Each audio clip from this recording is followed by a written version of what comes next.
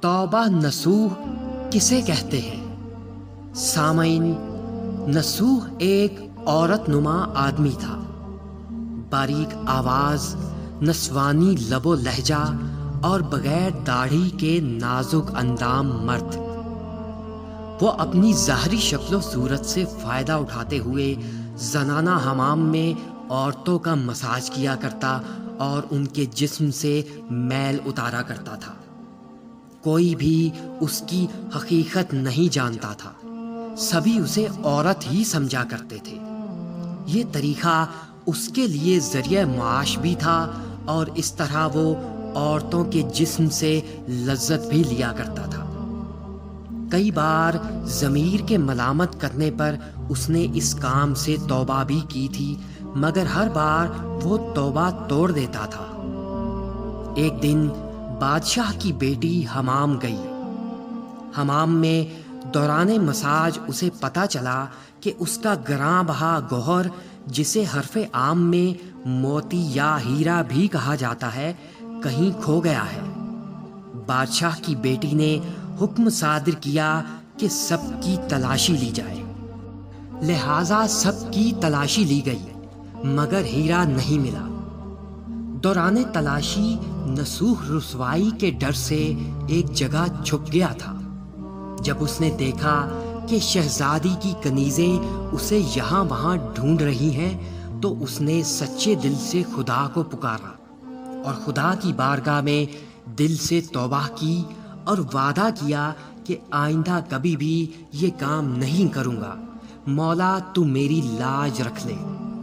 وہ ابھی یہ دعا مانگ ہی رہا تھا کہ اچانک باہر سے آواز سنائی دی کہ نصوح کو چھوڑ دیا جائے، اس کی تلاشی نہ لی جائے، کیونکہ ہیرا مل چکا ہے۔ نصوح نم آنکھوں سے شہزادی سے رخصت لے کر گھر واپس آ گیا۔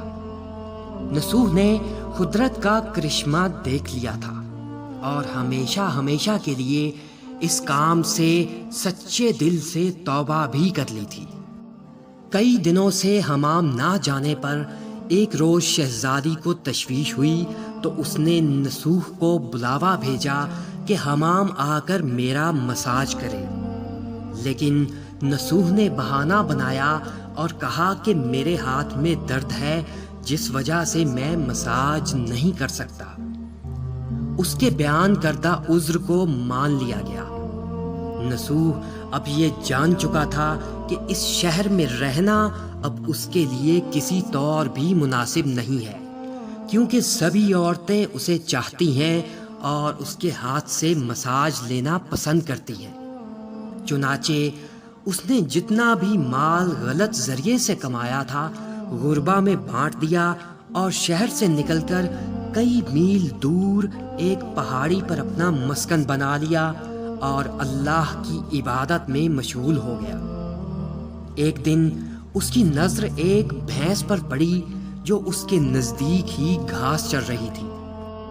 اس نے سوچا کہ یہ ضرور کسی چرواہے سے بھاگ کر یہاں آ گئی ہے۔ جب تک اس کا مالک نہیں آ جاتا تب تک میں اس کی دیکھ بھال خود کر لیتا ہوں۔ سو اس نے ایسا ہی کیا۔ کچھ روز بعد ایک تجارتی قافلہ راستہ بھول کر ادھر آ نکلا۔ سبھی لوگ پیاس کی شدت سے نڈھال تھے۔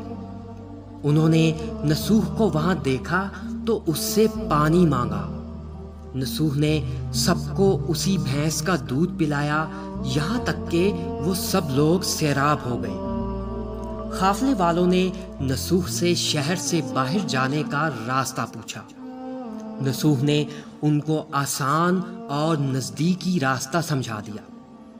نصوح کے اخلاق سے متاثر ہو کر تاجروں نے جاتے ہوئے اسے بہت سا مال بطور تحفہ دیا۔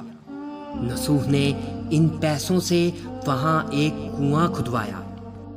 آہستہ آہستہ وہاں لوگ آ کر بسنے لگے اور عمارتیں بھی بننے لگیں۔ وہاں کے لوگ نصوح کو بڑی عزت اور احترام کی نگاہ سے دیکھتے تھے۔ رفتہ رفتہ نصوح کی نیکی کے چرچے اس بادشاہ تک جا پہنچے جس کا شہر وہ رسوائی کے ڈر سے چھوڑ کر آیا تھا۔ بادشاہ کے دل میں نصوح سے ملنے کا اشتیاق پیدا ہوا۔ اس نے نصوح کو پیغام بھیجا کہ بادشاہ آپ سے ملنا چاہتا ہے، لہٰذا مہربانی کر کے دربار تشریف لے آئیے۔ مگر جب نصوح کو بادشاہ کا پیغام ملا تو اس نے ملنے سے صاف انکار کر دیا اور معذرت چاہی کہ مجھے بہت سارے کام ہیں، میں نہیں آ سکتا۔ بادشاہ کو بہت تعجب ہوا اور نصوح کی بے نیازی کو دیکھ کر اس سے ملنے کی طلب اور بھی بڑھ گئی۔ بادشاہ نے کہا کہ اگر نصوح نہیں آ سکتے تو ہم خود ان کے پاس چلے جائیں گے۔ جب بادشاہ نصوح کے علاقے میں داخل ہوا تو خدا کی طرف سے ملک الموت کو حکم ہوا کہ بادشاہ کی روح قبض کر لی جائے۔ چونکہ بادشاہ بطور عقیدت مند نصوح کو ملنے آ رہا تھا اور رعایا بھی نصوح کی خوبیوں کی گرویدہ تھی، اس لیے بادشاہ کی وفات کے بعد نصوح کو ہی بادشاہ کے تخت پر بٹھا دیا گیا۔ نصوح نے نظام سلطنت سنبھالنے کے بعد ملک میں عدل و انصاف قائم کیا۔ وہی شہزادی جسے وہ عورت کا بھیس بدل کر بھی ہاتھ لگاتے ہوئے ڈرتا تھا، اس شہزادی نے نصوح سے شادی کر لی۔ ایک دن نصوح دربار میں بیٹھا لوگوں کی داد رسی کر رہا تھا کہ ایک شخص وہاں آن وارد ہوا اور کہنے لگا کہ کچھ سال پہلے میری بھینس گم ہو گئی تھی، میں نے بہت ڈھونڈا مگر نہیں ملی، برائے مہربانی میری مدد کی جائے۔ نصوح نے فوراً کہا، تمہاری بھینس میرے پاس ہے اور آج جو کچھ بھی میرے پاس ہے وہ تمہاری اس بھینس ہی کی وجہ سے ہے۔ نصوح نے حکم دیا کہ اس کے سارے مال کا آدھا حصہ بھینس کے مالک کو دے دیا جائے۔ وہ شخص جو اپنی گمشدہ بھینس کے سلسلے میں مدد لینے آیا تھا، خدا کے حکم سے کہنے لگا، اے نصوح، جان لو نہ میں انسان ہوں اور نہ ہی وہ جانور بھینس ہے، بلکہ ہم دونوں فرشتے ہیں جو رب کی جانب سے تمہارے امتحان کے لیے بھیجے گئے تھے۔ یہ سارا مال اور یہ ساری دولت تمہارے سچے دل سے توبہ کرنے کا نتیجہ ہے۔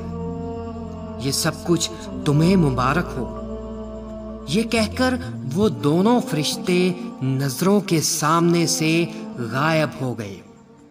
سامعین، سچے دل سے توبہ کرنے کو توبہ نصوح اسی وجہ سے کہا جاتا ہے۔ تاریخ کی کتب میں نصوح کو بنی اسرائیل کے ایک بڑے عابد کی حیثیت سے لکھا گیا ہے۔